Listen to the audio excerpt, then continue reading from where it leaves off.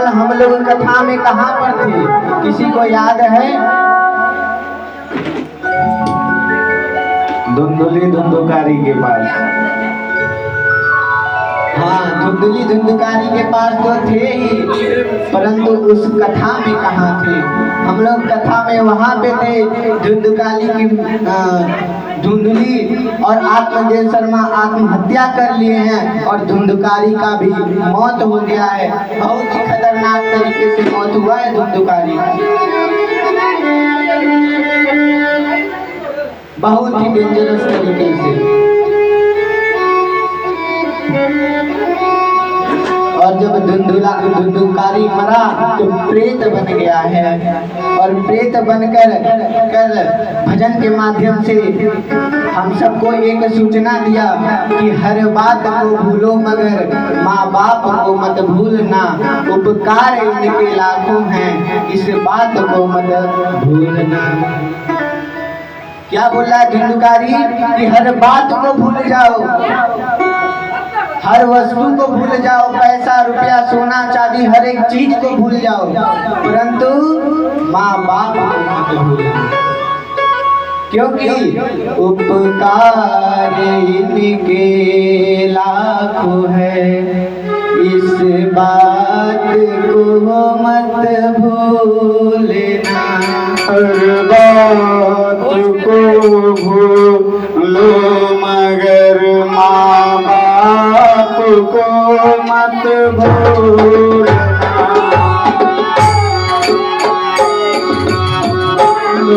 मगर माँ बाप को मत भूलना। हर बात को भूल जाइए। ये धन दौलत क्या होगा? अरे माँ बाप का तो भगवान का दर्जा दिया जाता है, माँ बाप को भगवान का परमात्मा का दर्जा दिया जाता है। और अब जब धुंधुकारी प्रेत बन गया है तब उसे पश्चाताप हो रहा है कि काश मैंने उस दिन माँ को मारा नहीं होता, मैं उस दिन पिताजी को मारा नहीं होता तो आज वो मेरे साथ होती।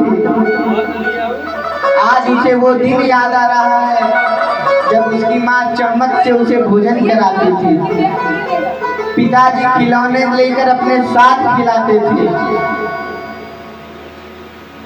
और तभी गोकर्ण भगवान का महल में प्रवेश होता है। गोकर्ण भगवान आए, घर में अकेले हैं, सो रहे हैं और धुंधुकारी प्रेत बन के उन्हें परेशान कर रहा है। एक दिन परेशान किया, 2 दिन किया, तीसरे दिन गोकर्ण भगवान ने पूछ ही दिया कि आप कौन हो, क्यों मुझे परेशान कर रहे हो, मैंने आपका क्या बिगाड़ा है? तो धुंधुकारी प्रेत रूप में बोल रहा है, भाई मुझे नहीं पहचाना, इतनी जल्दी भूल गए मुझे?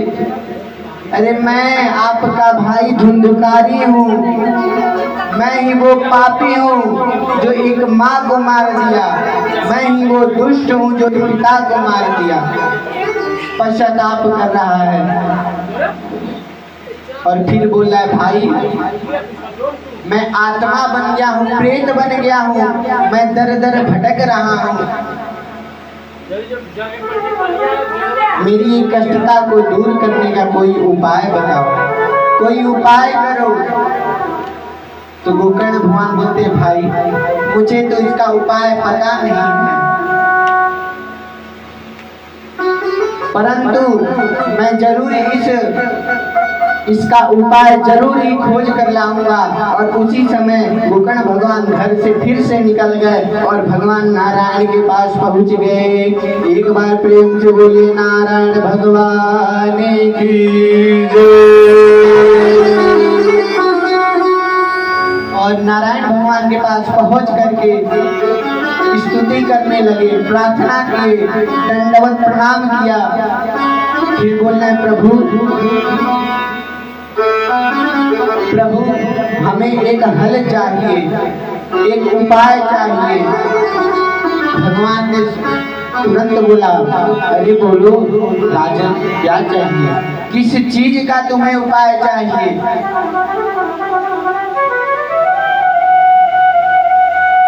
तो गोकर्ण भगवान बोलते हैं, भगवान मेरा एक भाई था, जिसका नाम धुंधुकारी था। वो इतना दुष्ट था, इतना पापी था कि उसके वजह से मेरे माताजी और पिताजी ने आत्महत्या कर ली और अनेक पाप उसने किए हैं। और वो किसी तरह उसकी मृत्यु हो गई और वो अब प्रेत बन चुका है और दर दर भटक रहा है। उसका कोई उपाय हो बताइए, जहाँ वो सुनिश्चित रूप से एक स्थान पर टिक जाए। अब इतनी बात सुन के भगवान बोले, राजन इसका भी उपाय है, आप चिंता न करिए, इसका भी उपाय है।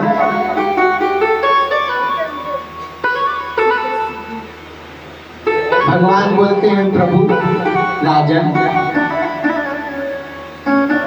आप श्रीमद् भागवत सप्ताह ज्ञान यज्ञ का आयोजन करिए और 7 दिवसीय श्रीमद् भागवत कथा उन्हें श्रवण कराइए और इससे अवश्य उन्हें मुक्ति मिल जाएगी।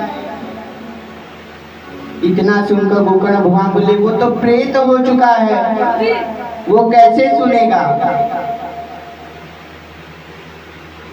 वो श्रीमद् भागवत कथा कैसे श्रवण कर पाएगा? वो एक स्थान पे, उतने शुभ स्थान पे वो टिक ही नहीं पाएगा। प्रभु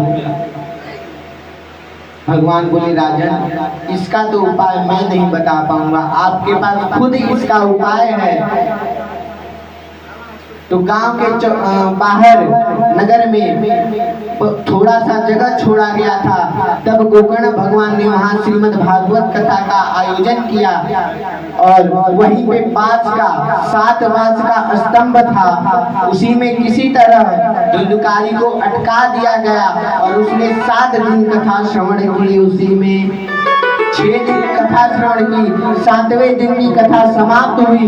तभी वो धुंधुकारी जो था, जो 7 स्तंभ का बांस था, उसे फाड़ के चारों तरफ फेंक के और एक सुंदर से रूप में बाहर आया और सुंदर से रूप में बाहर आके अपने भाई से बोला, भाई आपका बहुत बहुत धन्यवाद, मैं आपका बहुत ही आभार कि आपने मुझे मुक्ति दिलाई। बस इतना बोल के उसकी मुक्ति हो गई और धुंधुकारी चला गया।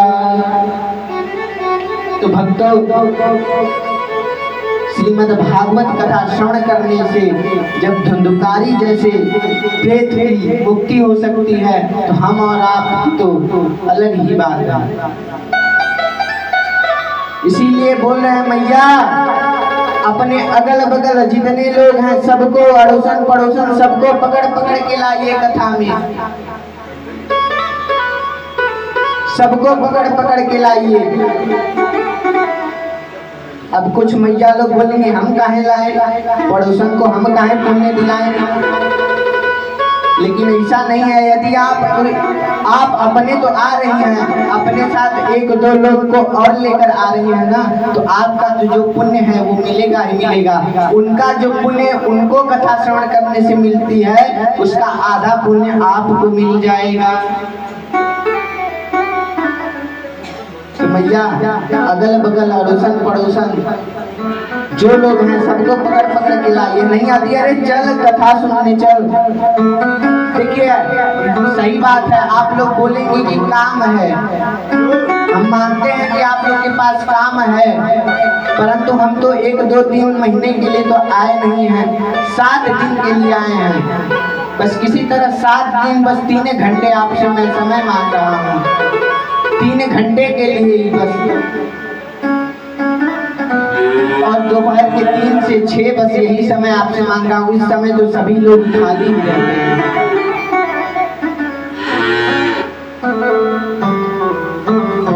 तो भैया इस तरह धुंधुकारी का धुंधुकारी को मुक्ति मिली। और फिर आइए हम लोग कथा में प्रवेश करते हैं।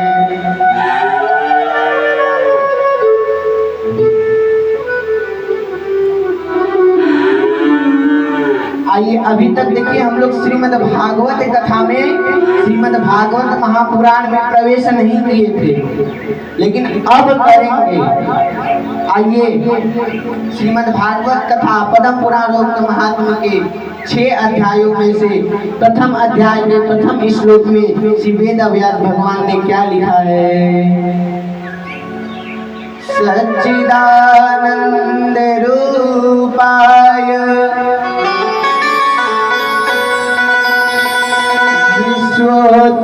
विश्वोत्पत्त्यादि हेतवे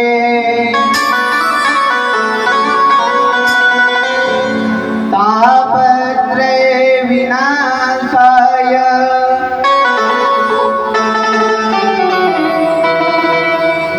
श्री कृष्णाय वयं नमः।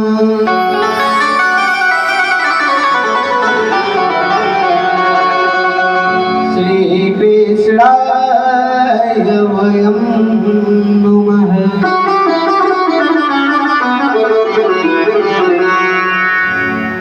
अनुष्ट छंद वाले इस श्लोक में 8 अक्षर के 4 चरण बताए गए हैं। देखिए क्या है? सच्चिदानंद रूपाय, भगवान सच्चिदानंद स्वरूप हैं। अब कैसे हैं? प्रश्न यह उठता है कि कैसे हैं? तो सच्चिदानंद का संधि विच्छेद करिए, कोई एक लोग करके बताइए हमें। बहुत लोग स्कूल जाते हैं, बड़े बड़े स्कूल में पढ़ते हैं। कोई भाई लोग आप ही बता दीजिए। चलिए मैं बता देता हूँ। सच्चिदानंद का संधि विच्छेद होगा सत धन चित धन आनंद बराबर सच्चिदानंद। भगवान को सच्चिदानंद स्वरूप बताया गया है। भगवान सत स्वरूप है, चित स्वरूप है, सत चित के साथ साथ आनंद स्वरूप है। अब प्रश्न यह उठता है कि सत्य कहते किसे हैं?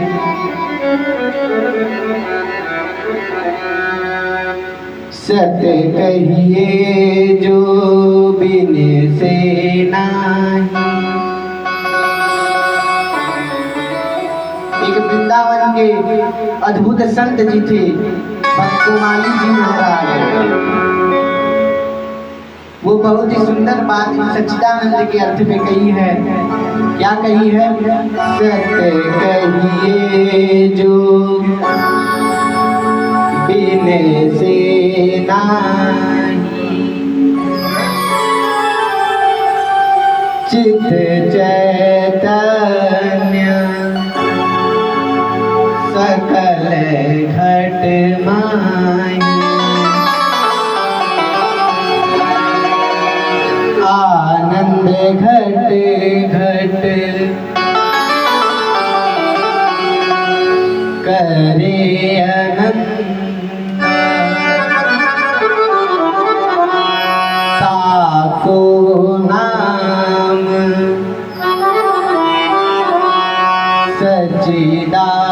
सच्चिदानंद।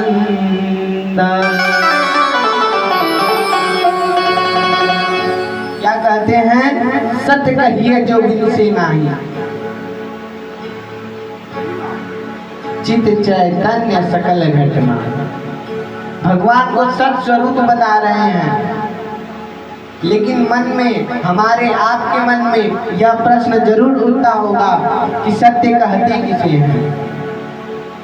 सत्य की परिभाषा क्या है? सत्य उसे कहते हैं जिसका कभी विनाश न हो।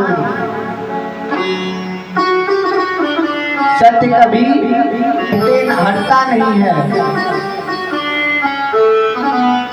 अब जैसे एक उदाहरण ले लीजिए, जब बारिश होती है, आंधियां चलती हैं, तो जब बारिश के एक बुलबुले का और हवा का जब ठोकर लगता है, दोनों का टकराव होता है, एक छोटा सा अर्धकार गोलाकार बुलबुला उत्पन्न होता है।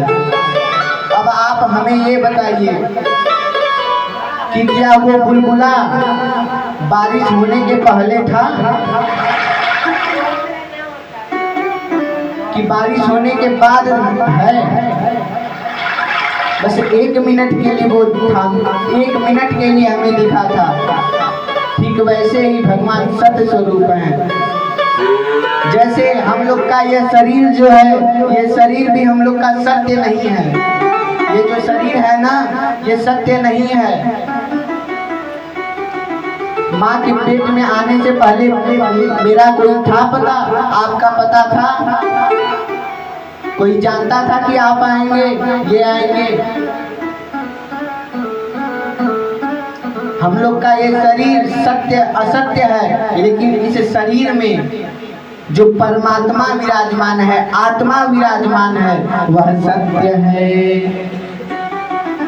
हम लोग का ये शरीर माँ के पेट में आने के पहले भी नहीं था और चिता पे जाने के बाद भी नहीं रहेगा। परंतु जो आत्मा है, परमात्मा है, वह सत्य है। आत्मा परमात्मा सत्य है, ये शरीर हम लोग का असत्य है। ठीक वैसे ही भगवान सत्य स्वरूप है। सत्य कहिए जो वेद से नाही,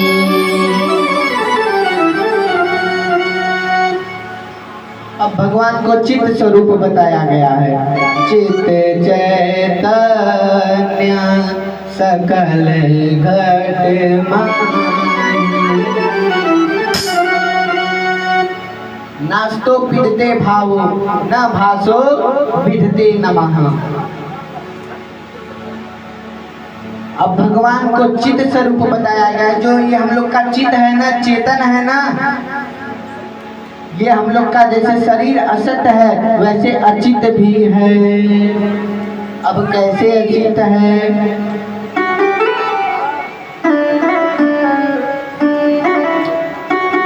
ये शरीर, जब हम लोग के शरीर में आत्मा नहीं रहेगी तो इस शरीर में आप कांटा, छोटा सा जो कांटा होता है ना, उसे भी चुभाएंगे तो चेतना उसका अनुभव करती है कि हाँ कांटा चुभाया जा रहा है। थोड़ी सी चोट लग जाती है तो चेतना उसका अनुभव करके बताती है कि हाँ यहाँ पे चोट लग गई है।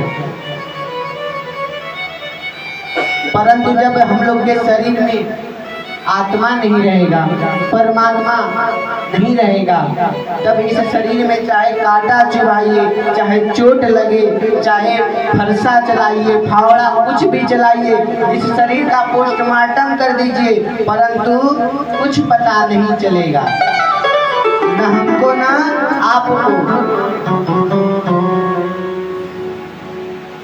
कुछ भी पता नहीं चलेगा। इसीलिए भगवान को चित्त चैतन्य सकल घट, इसीलिए भगवान को चित्त स्वरूप बताया गया है और चित्त के साथ साथ भगवान को आनंद स्वरूप बताया गया है। अब आनंद क्या होता है? जब दिवाली का समय आता है तब वो चीनी से घड़िया उड़िया सब बनता है ना, तो वो घड़िया को जब आप खाते हैं तो उसमें से सिर्फ मिठास ही मिठास आती है।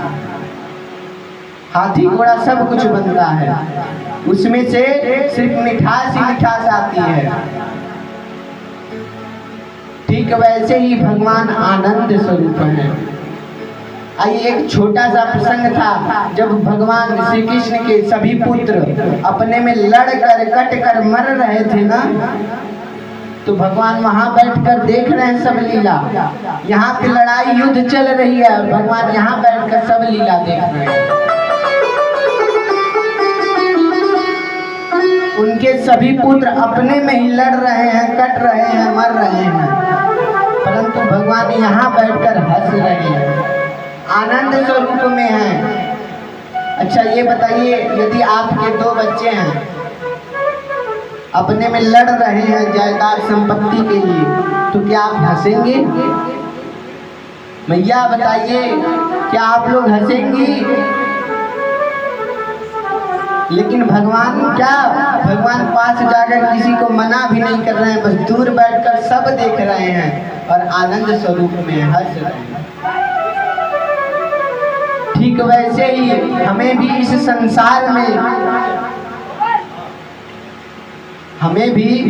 संसार में पुत्र के लिए कभी नहीं अपने में लड़ना मरना चाहिए, कटना चाहिए। भगवान के लिए लड़िए, भगवान के लिए लड़िए।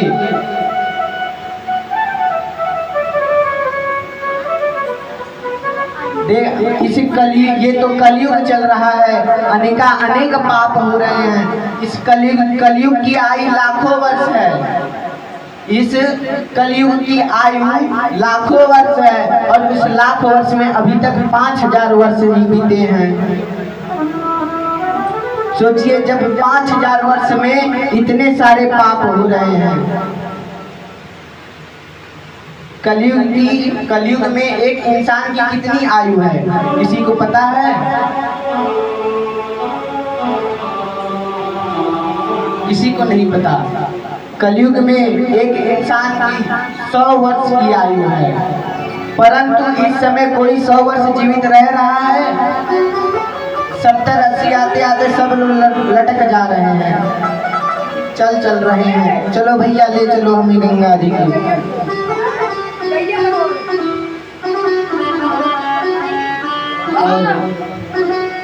कलयुग में एक इंसान की 100 वर्ष की आयु है, और सब लोग 70-80 साल में ही लटक जा रहे हैं, निपट जा रहे हैं। और देखिए, हमारे परम पूज्य श्री मूलपीठाधीश्वर श्री राजेंद्र दास जी महाराज कहते हैं कि आने वाले समय में, कलयुग में आने वाले समय में एक इंसान की आयु जानते हैं कितनी रहेगी? 12 दिन। 12 दिन में एक इंसान पैदा होगा, और 12 दिन में सब काम उसे करना है। बड़ा होगा, शादी विवाह से लेके हर एक चीज। आने वाली कलयुग में एक इंसान की आयु 12 दिन सिर्फ रहेगी।